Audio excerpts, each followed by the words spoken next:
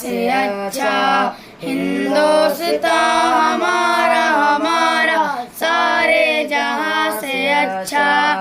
ہندوستان ہمارا ہمارا سارے جہاں سے اچھا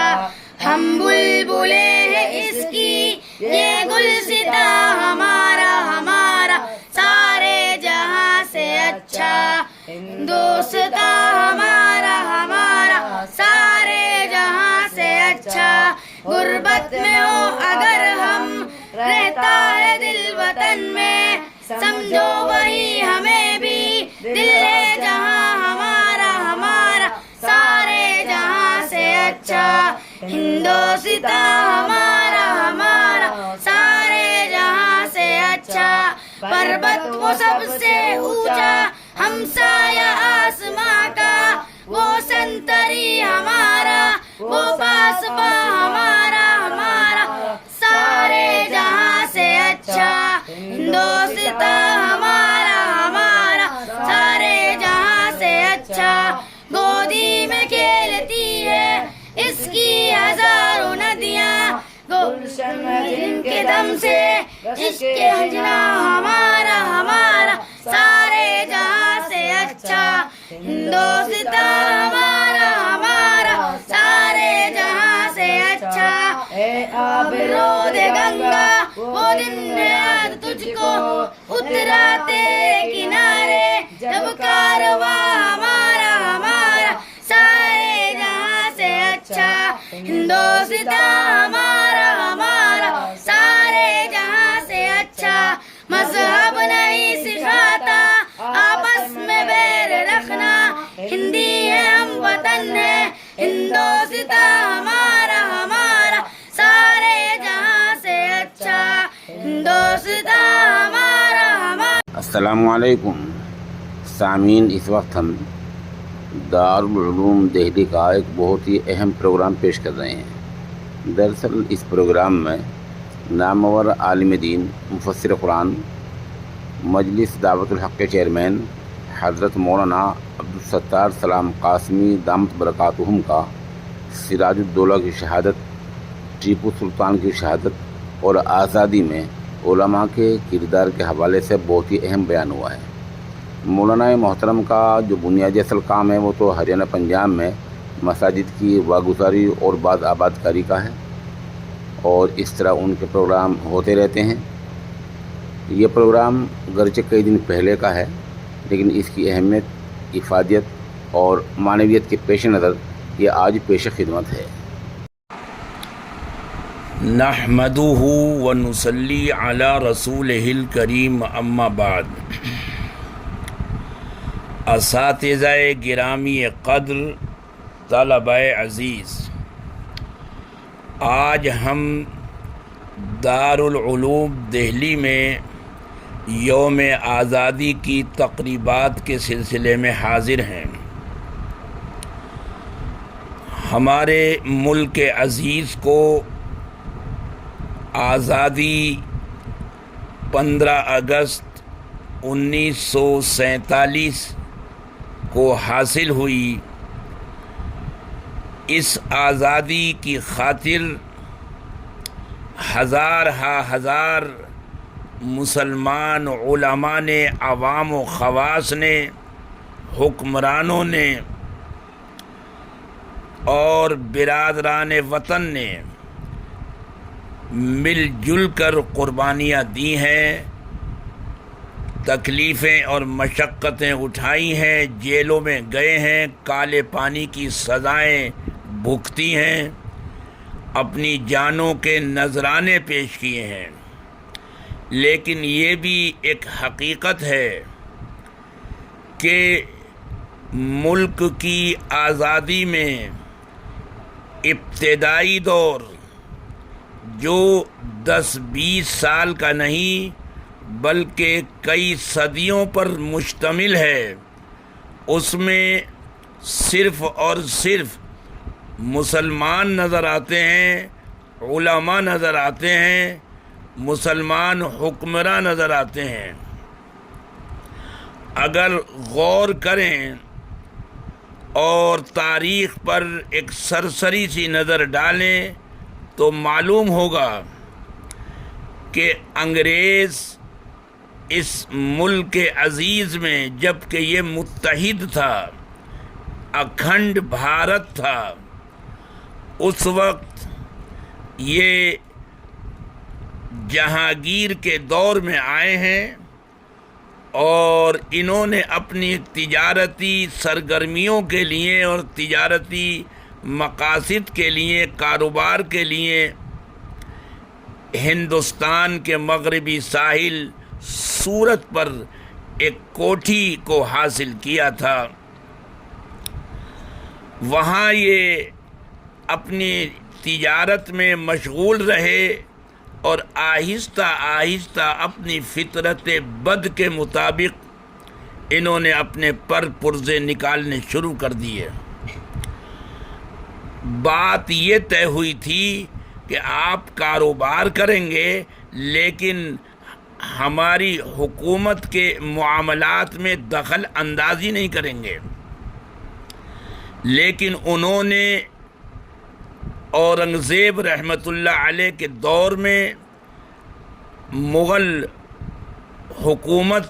کے کارندوں سے چھیڑ خانی شروع کی اور ان کے ساتھ ظلم و ستم اور زیادتی کا رویہ اختیار کیا، تو قریب تھا کہ ایسٹ انڈیا کمپنی کو یہاں سے در بدر کر دیا جاتا، لیکن ایسٹ انڈیا کمپنی کے سربراہوں نے مغل حکومت میں ہاتھ باندھ کر فرش پر لیٹ کر معافی مانگی اور اورنگزیب نے اپنی نرم دلی کا مظاہرہ کرتے ہوئے ان کو معاف کر دیا۔ اورنگزیب رحمۃ اللہ علیہ کی حکومت کے بعد جب مغل حکومت میں وہ استحکام، وہ طاقت و شوکت و سطوت نہ رہی، کمزور ہو گئی، تو انہوں نے اپنے پر پرزے نکالنے شروع کر دیے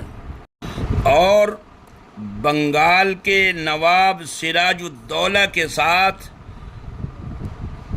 ایسٹ انڈیا کمپنی کی مٹھی بھر فوجوں کی مٹھ بھیڑ ہو گئی۔ سراج الدولہ کی عظیم الشان فوج وہ ایک طرف اور دوسری طرف یہ مٹھی بھر ایسٹ انڈیا کمپنی کے سپاہی، لیکن وہ منظم، اور ساتھ ہی سراج الدولہ کی فوج میں چند غدار، چند نمک حرام، میر جعفر جیسے لوگ، ان کی غداری کی وجہ سے نواب سراج الدولہ کی اتنی بڑی فوج وہ شکست کھا گئی۔ انگریزوں نے وہاں پیر جمائے بنگال میں،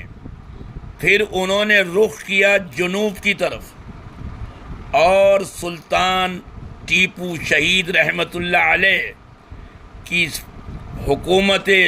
سلطنت خدا داد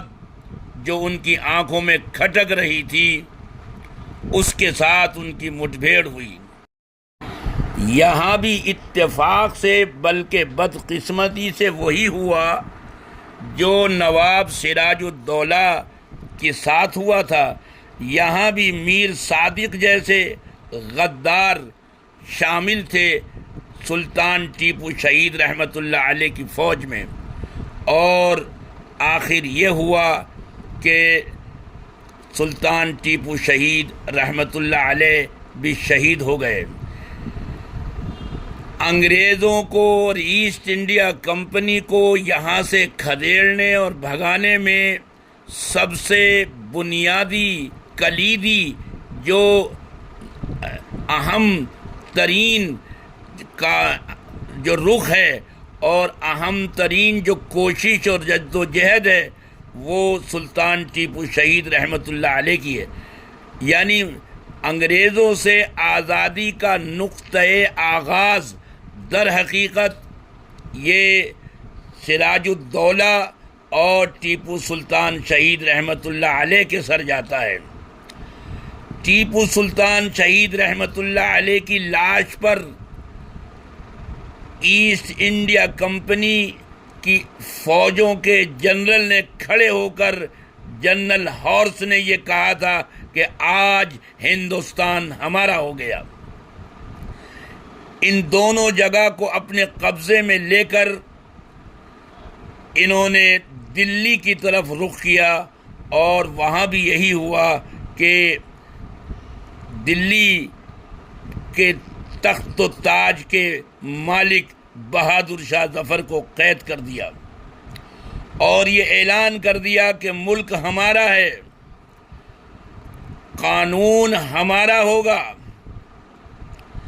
جب یہ اعلان دلی کے گلی کوچوں اور ملک کے طول و عرض میں ہوا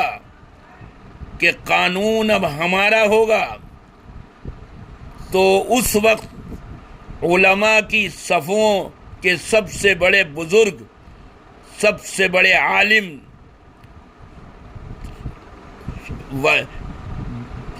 حضرت شاہ عبد العزیز صاحب رحمۃ اللہ علیہ، جو شاہ ولی اللہ دہلوی کے بڑے فرزند ہیں، شاہ عبد العزیز دہلوی، انہوں نے یہ فتویٰ صادر کیا، اور یہ پوری جو تحریک آزادی ہے اس میں جو روح پھونکی ہے وہ در حقیقت شاہ عبد العزیز صاحب کے اس فتوی جہاد سے پھونکی گئی ہے کہ اب ملک دار الحرب ہو گیا، یہاں ان انگریزوں سے جہاد کرنا فرض اور واجب ہو گیا۔ شاہ عبد العزیز صاحب کے اس اعلان جہاد ہی کا نتیجہ تھا کہ بالا کوٹ پر جہاد ہوا ہے۔ سید احمد شہید جو ان کے شاگرد ہیں اور شاہ اسماعیل شہید، لیکن وہاں بھی اپنوں کی غداری سے ناکامی اٹھانی پڑی۔ آخر ہوتے ہوتے 1857 میں جو کچھ بھی ہوا، جس کو غدر کہا جاتا ہے، حالانکہ وہ تحریک آزادی کا نمایاں نام ہے۔ اس تمام تحریک میں، اس تمام جد و جہد میں، ان تمام قربانیوں میں صرف اور صرف مسلمان ہیں، مسلمان علماء ہیں، مسلمان حکمراں ہیں۔ ہمارے برادران وطن میں سے کوئی ایک بھی شامل نہیں ہے۔ 1857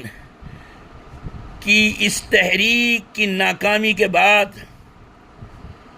اور بالا کوٹ کی اس ناکامی کے بعد پھر کوششیں ہوئیں، اور علماء نے یہ مشورہ کیا کہ اب برادران وطن کو بھی شامل کیا جائے۔ برادران وطن کو شامل کیا گیا، اور کرم داس چند گاندھی ان کو اپنے چھتر چھایا کے نیچے، اپنے زیر سایہ مسجد ایک شہر کی مسجد میں ملک کی آزادی کے لیے تقریریں کروائی گئیں۔ خلافت کے پیسوں سے مسجدوں میں، کیا دلی، کیا حیدرآباد، کیا بنگلور، کیا کلکتہ، ملک کے طول و عرض میں گاندھی جی کو خلافت موومنٹ کے تحت آزادی کی تحریک کے لیے تقریریں کرائی گئیں۔ غرض یہ کہ یہ ایک ماحول بنا جس میں علماء وہ نمایاں طور پر شامل ہیں، ہر موڑ پر شامل ہیں، لیکن آج یہ پروپیگنڈا کیا جا رہا ہے کہ ملک کی آزادی اگر حاصل ہوئی ہے تو اس میں مسلمانوں کا کوئی رول نہیں ہے۔ یہ صرف ایک جھوٹ ہے، ایک فریب ہے، ایک دھوکہ ہے، ایک گمراہ کرنے والی بات ہے۔ آج بھی دلی میں قائم انڈیا گیٹ پر ہزار جو نام لکھے ہوئے ہیں،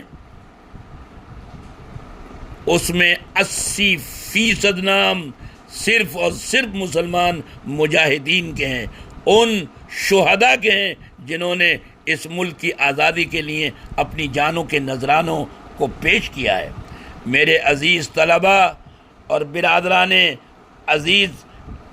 اساتذہ دارالعلوم دہلی، ہمیں اس حقیقت کو خود یاد رکھنا چاہیے اور اپنے ان نونہالوں کو یاد دلانا چاہیے کہ اس ملک کی آزادی میں کلیدی کردار صرف مسلمانوں کا ہے۔ ہاں، برادران وطن بھی ہر موڑ اور ہر گام پر شریک رہے ہیں۔ آج چند مٹھی بھر شرپسند فتنہ انگیز ملک کے امن و امان کو، ملک کی گنگا جمنی تہذیب کو، آپسی بھائی چارے کو تباہ برباد کرنے کے در پہ ہیں۔ ان کی ان کوششوں کو نیست و نابود کرنے کی کوشش کرنی چاہیے اور اپنے جو سنجیدہ مزاج برادران وطن ہیں، جو عالی دماغ برادران وطن ہیں، جو کھلے دماغ کے لوگ ہیں، ان کو اپنے ساتھ محبت اور پیار کے ساتھ شامل کرنا چاہیے اور یہ کوشش کرنی چاہیے کہ اس ملک میں مسلمان اور ہندو اور دوسری اقوام صدیوں سے رہتے چلے آ رہے ہیں، امن و آشتی کے ساتھ رہتے چلے آئے ہیں، اور خدا کرے ہمیشہ اسی طرح امن و شانتی کے ساتھ رہیں اور ملک کے اندر کسی بھی قسم کی کوئی فتنہ انگیزی نہ ہو۔ اللہ تعالی ہمارے ملک کو ہمیشہ امن و سلامتی کا گہوارہ بنائے۔ وآخر دعوانا ان الحمدللہ رب العالمین۔